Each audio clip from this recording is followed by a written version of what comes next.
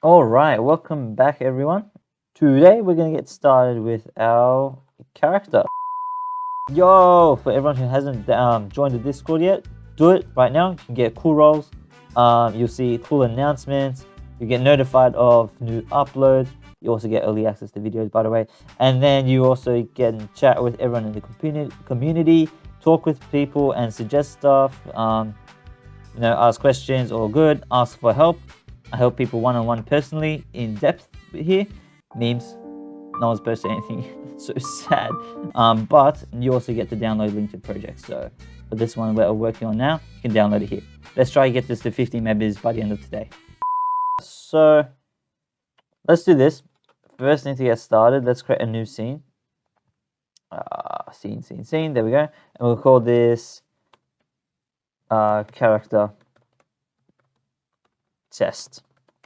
So in this scene, we will just be able to create a new empty scene so we can test out our character and everything. Okay, so then let Unity do its thing apparently. There we go. Let's head straight into here, characters, player male, and then we want all of these. So let's just make sure these import settings are correct. Should build near pixels per unit for this one doesn't matter too much. We can rescale this. Apart from that, in fact, let's bring in a tile. So any old tile will do. Let's focus on that. Cool. Just so we can scale the player accordingly to this tile. So his arm, legs, and everything. You know what? I think it might be fine already. Yeah. Leg and body. Cool. So those are all the pieces we need, and it's already scaled, so we can get rid of that tile. Cool. Let's select all of these and say transform reset. Okay. Now for the head, there's a couple of things we have to modify with these models. So for example, let's go to the sprite editor. So this blue circle right here, that's the pivot. So this is the arm. If it rotates here, you'll see what happens. Let's say revert, so it doesn't save changes. Where's my arm? There. Drag it here. So if I rotate this now, I think on the z-axis, there we go. You'll see it rotates, but it's kind of not on the right pivot, if that makes sense.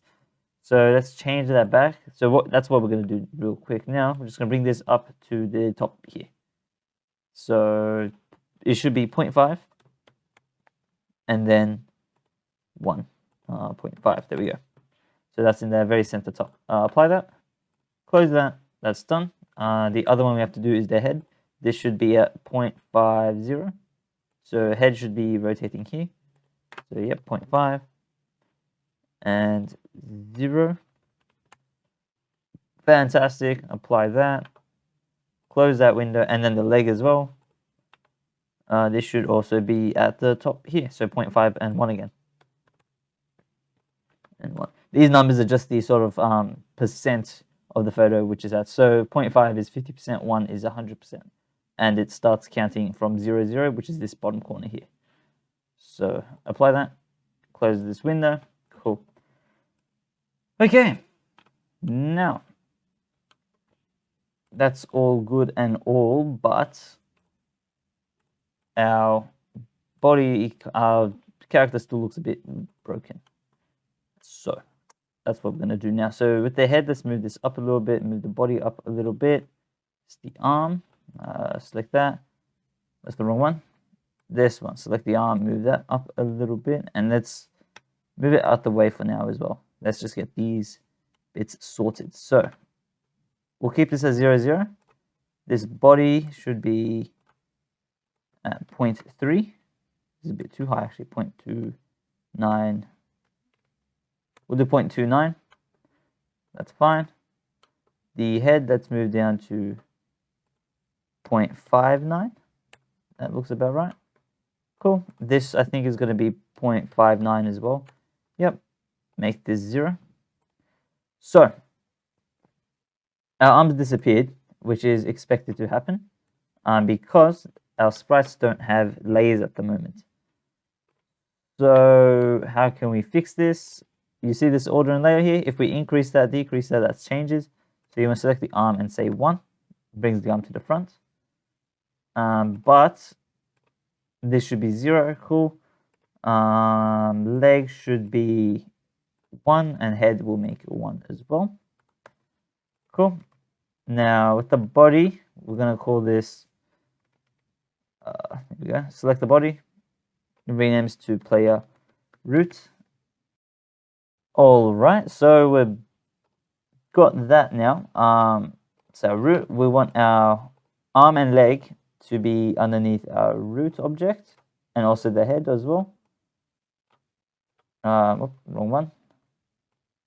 Head. There we go. Underneath there. Move head to the top. That's fine. We'll move leg underneath arm, just to keep the hierarchy in order. And now that's almost our player done, but obviously he only has 1 arm. So we have to create another arm. So this player root, make sure that's in order 0. This one's 1. The first arm and the first leg should be 1. And then we want to duplicate with Control D. And we will just going to set this to -1. Cool. So then these are behind the other leg. Makes sense?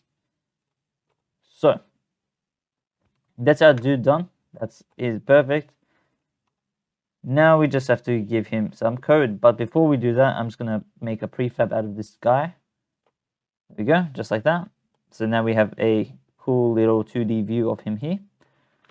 The other thing we have to do is create a 2D sprite. We'll create 2D physics static sprite.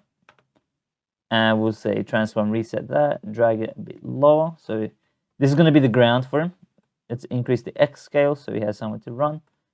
And that is cool. Doesn't matter how this looks, it's literally just for testing purposes. Okay. Now, there's a couple components this guy needs. First one is a capsule collider. What? Wrong one. Remove that component. Capsule collider 2D. There we go. So let's increase the size on the y-axis a little bit to about there. We'll increase the size on the x-axis a tiny bit as well. That's perfect. Close that one, we don't need to see that, and the other one we don't need to see that, so that's fine. Then we need a rigid body 2D. These should be fine for now, these default physics settings, that's fine. And the other one we want is a trigger object, so it's going to be a capsule collider. My bad. Again, capsule collider 2D, and this is going to be a is trigger. Tick that, that's fine. And then we're just going to decrease the y offsets to about here. This is going to be our ground check sort of thing. So that's going to detect if we're standing on ground or not. Now, this static sprite, we're going to create a add tag, and we're going to make this ground. Save that. Tag that as ground. That's fine. And the player, we want to give it the tag of player. Cool. So we're getting somewhere now. Now this is the fun part when we get to actually code the player. So we're just going to give him some basic movement for now. So let's create a new C# script, and we'll call this player controller. There we go. And I'm going to put this in its own separate folder. So I'm going to create another folder, call it player controller as well. And then drag and drop our script that we just created into that. Go, open the folder, open the script. Cool, and we're in Visual Studio. So that's useless again. That's useless as well. And we're good. All right, cool. So first thing we need is a void fixed update. That's cool. And then this is going to be where our controller does stuff. So to do that though, we need some variables. So I'm going to say public float move speed. Also a public float jump force.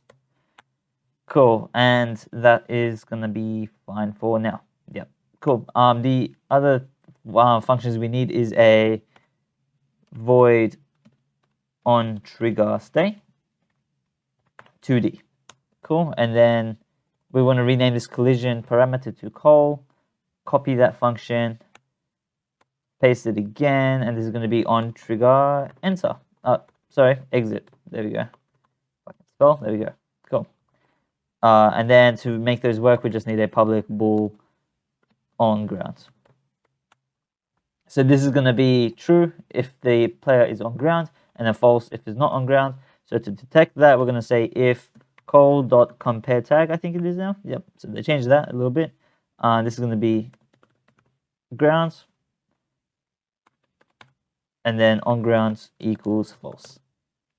So what this does is when that trigger component on the object exits from what it's colliding with, if the tag of the object that it was colliding with was ground, then set on ground to false.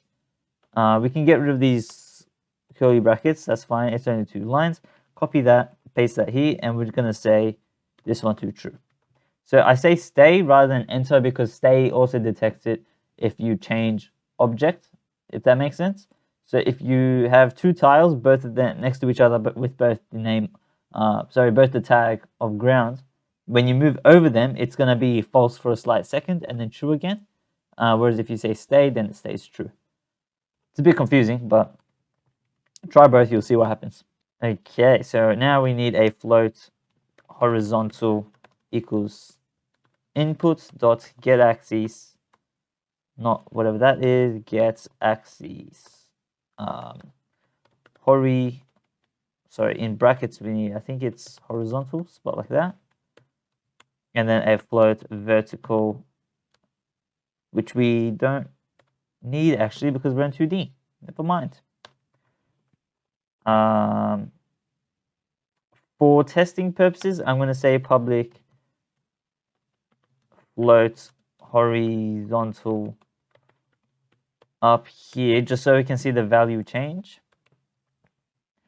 So let's go back into Unity.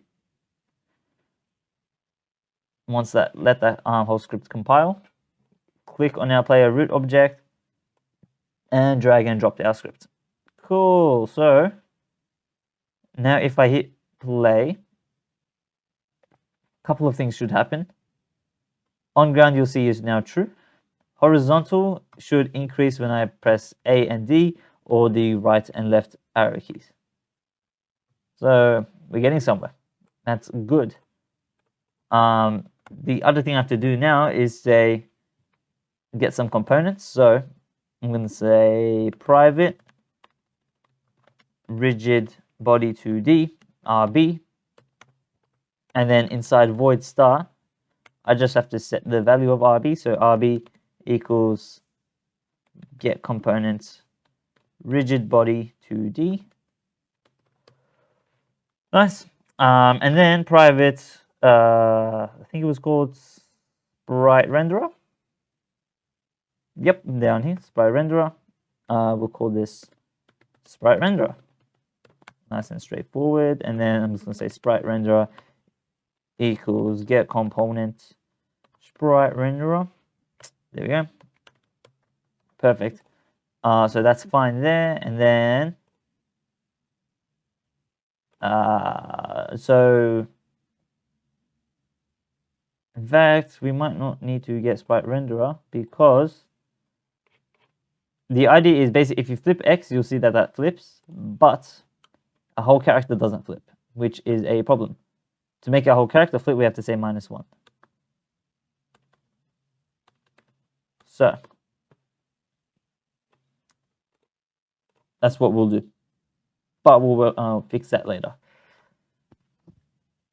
So horizontal equals input to get axis horizontal, but he's not moving. So how do we make it move? We're going to say rb.add force, rb.velocity. Yep, equals new vector 3, vector 2, sorry, 2D. Yep. So x is going to be horizontal times move speed, and then y is just going to be rb.velocity.y. So it stays unchanged. It depends. If we made this 0, then he's never going to fall down. If you say rb.velocity.y, then gravity still works. Now, theoretically, if we do A and D, you'll see that the character moves. Let's see. It doesn't move. All right, move speed. Let's make this 1. That failed miserably. Why did that happen? Because we have to go into our constraints and say freeze rotation. And to make our life easier, let's create a new, where is it? Physics material. This is going to be called player. And you just want to set the friction here to 0, dynamic friction to 0, and underneath our capsule collider, the big one, so not the trigger one, the other one, this one, yep. You want to drag and drop the physics material, which didn't work because why? 2D. Right, so physics material 2D, call this one player. My bad, get rid of that one. Yep, so you want a 2D one, set friction to 0. There we go. And now drag and drop that one to physics. There you go. Wait. That one. Drag and drop it to both. Why not? It doesn't matter anyway. Now if I hit play, I got to set move speed again. But you'll see that our guy moves. So a bit slow, but let's do this. There we go. And the max speed as well that he can move is the same as move speed here. So if I make this 10, so yeah, and he moves quite smoothly as well, which is nice. So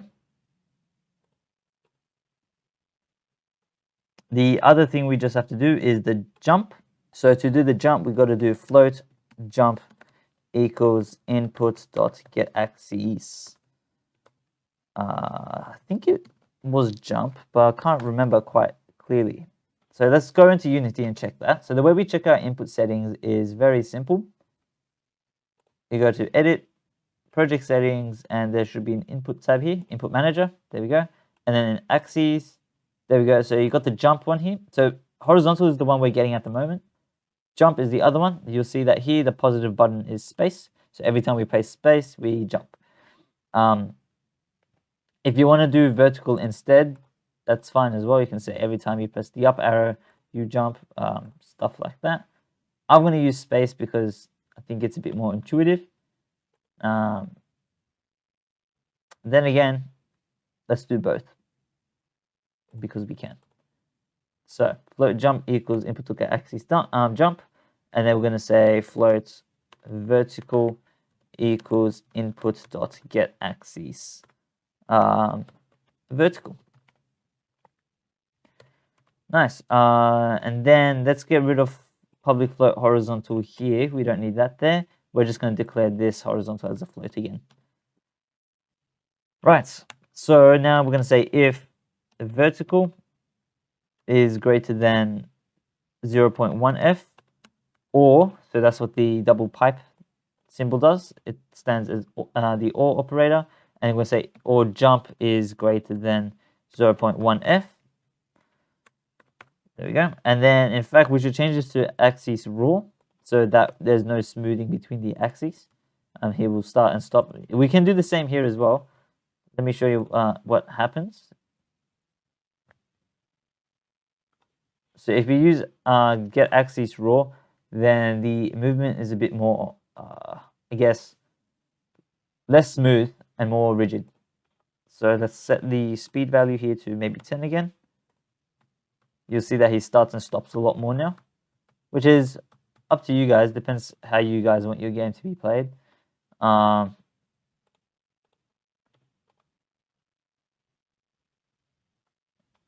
I think I prefer the sort of smoother movement, but for the jumping, we want it to be quite responsive. So I'm saying get axis raw. Now we're going to say, here we go. I'm going to say vector 2 movement equals new vector 2 horizontal times move speed, and then we're going to say let's say jump maybe,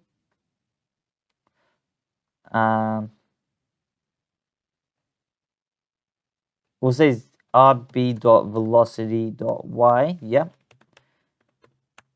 Cool. And then here we're going to say movement.y equals jump force.